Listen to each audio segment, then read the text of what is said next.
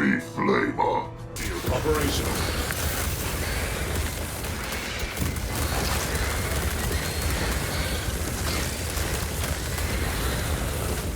Yourselves by abandoning your brothers. Your punishment is dishonorable death. Kenya!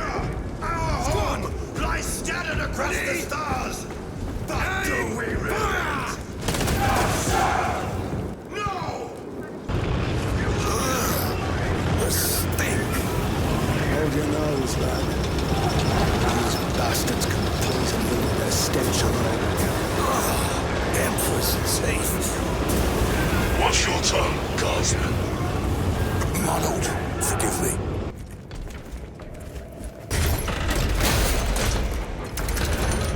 Construction cleared. Seal the gates behind us. Yes, my lord. Sport! Engage!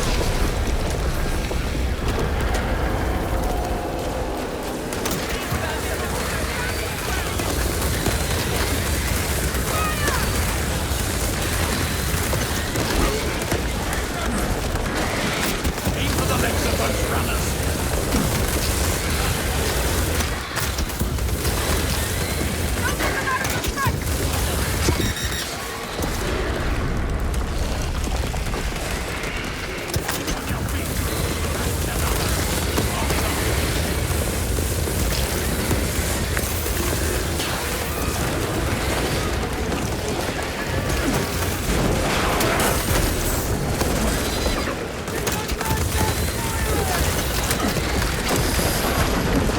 Subterranean Xenos below.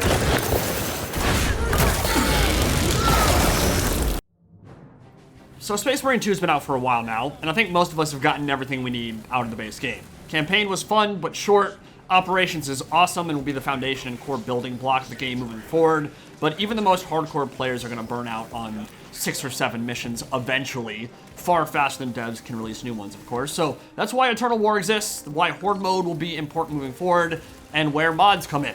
We received some very good news over the last week that Saber's committed to fostering the modding community to grant them official tools to build fun new toys, dedicated lobbies, and the ability to really customize and tailor the experience in the long term, at the cost of being able to inject your own mods into other people's games online, which is a more than fair compromise, right?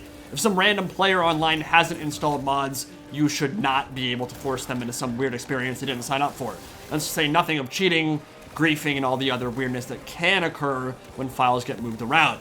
But make no mistake, mods are a super important component of any PC game's longevity. We've seen that with Baldur's Gate 3 recently, and the massive numbers they're still churning out. We've seen it with SFO, and DEI, and Mixus, and a bunch of other famous Total War mods. They simply extend the life cycle of games. They keep things fresh and exciting when nothing else is really going on. And in Space Marine 2, the main mod I've been playing over the last few weeks is called Astartes, which just released its 2.0 overhaul. With a rebalanced combat system that focuses more heavily on the power fantasy side, tons more visual customization options from lens coloration to unreleased chapter cosmetics, weapon overhauls, and even new weapons like the Assault Bolter and Pyreblaster, Astartes 2.0 adds a bunch more content to the SM2 experience. Perhaps more importantly, incorporates campaign missions into operations. For the moment, only Void Song and Machinist Divinatus have been added, but unless there's some hard-coded cap that I'm unaware of, I would not be shocked to see more of those campaign missions get rolled into ops, and it is a huge boon to replayability moving forward. The Avarax Space Station mission is my favorite in the entire game. We'll have a full playthrough of that with an Atlantean Spear Sniper very soon, but I wanted to get into some Flamer shenanigans first because it's one of the more iconic weapons in 40k, and certainly one of the most anticipated in this game, despite some misgivings about its balancing in campaign. Brothers, get the Flamer, the heavy Flamer. Fear not, it has been rebalanced in Asardes 2.0, and it's everything you could ever want or expect from a Horde clear weapon designed to douse, disintegrate, and otherwise immolate onrushing hordes of Xenos with burning Promethium. The Pyreblaster is a Flamer weapon unique to Primera squads, and much like other technological advancements in the Belisarius Call Aspol era, it is just a straight-up improvement over previous templates of Flamer. Designed to drench numberless hordes in gouts of sticky napalm, it will burn enemies out of cover, stop a pack of warriors in their tracks, and cover them all in fuel that will smolder through chitin or carapace in seconds flat. Which naturally means salamanders absolutely love the damn thing, right? It's a weird juxtaposition because their love for the common man and the Imperium is rivaled only by their desire to bait its enemies in the warm glow of the volcano, one of the most brutal weapon types imaginable. And they're damn good at it too.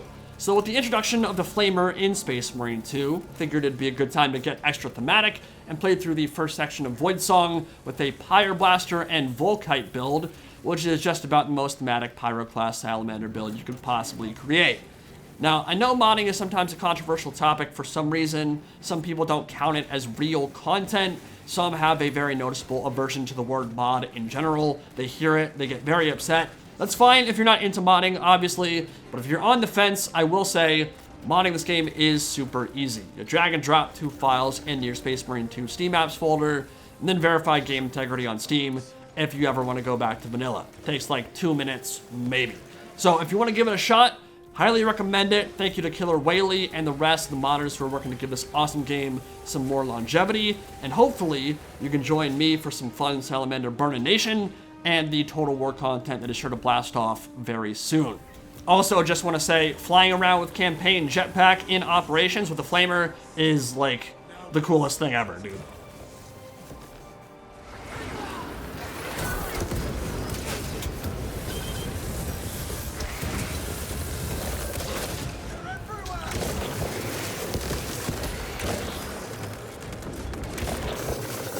Reloading magazine.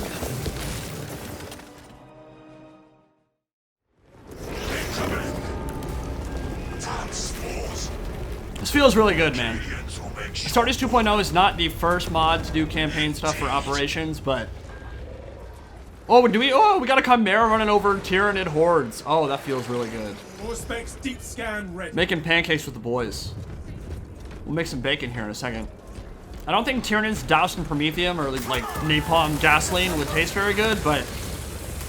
Space Marines do have a gland or some type of organ that when they eat brains, they learn about the creature they are murdering, so maybe eating them would be worth it. Probably happened with Calgar in the first Tyrannic War. But yeah, I'm just really glad to see campaign content in operations because I feel like it's one of the easier ways the devs have to increase longevity of operations mode, right? Like, you've got an entire campaign that you can now replay with any of your unique Special Marines.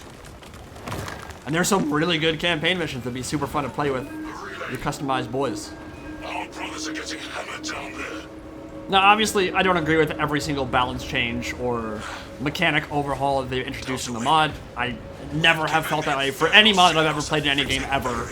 SFO, one of my favorite mods ever for Total War. Haven't played in a while, but never agree with every single design change that Fenris came up with. But overall, still loved the mod. I really enjoyed my time with it. Astartes 2.0 is the same thing. There's some overpowered stuff. Plenty of bugs and mechanic changes that are a little bit for me. But overall, you kind of just don't care that much when you're doing stuff like this, man. I mean, come on. We got a Thunder Hammer, the Forge of the Salamanders. I mean, Iron Hands maybe a little bit more related to the Forge, but Salamanders very much so related to that as well. And then we've got the Burnination, dude. We've got the Volkite. A very, very strong Volkite. On the last build, it was stupidly OP. We brought it back down to size a little bit in this newer version. Although I still don't run Relic because if you run like the full tier 1, it just like insta-kills a lot of things. But then the Pyreblaster. And this thing is glorious. And it's even more glorious when you've got the Salamander pauldrons and the green and the gold and the black and the flame.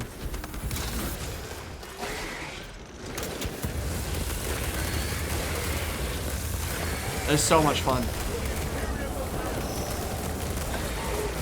Exterminated.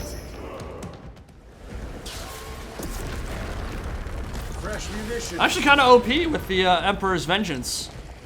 Level 21 perk or whatever, the instant reload every time you kill a...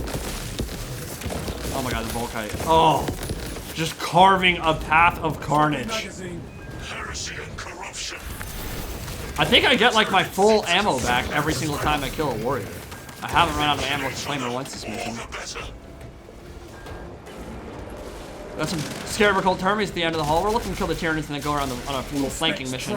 We notice on the left side too, renamed some of the classes. Blade Guard and Cursor. Fresh magazine in. Intercessor. I think all of them have been renamed. Scarab Cult Servant. Check it out, boys. Activates the all specs advanced. Shit's fun as hell. Rearming.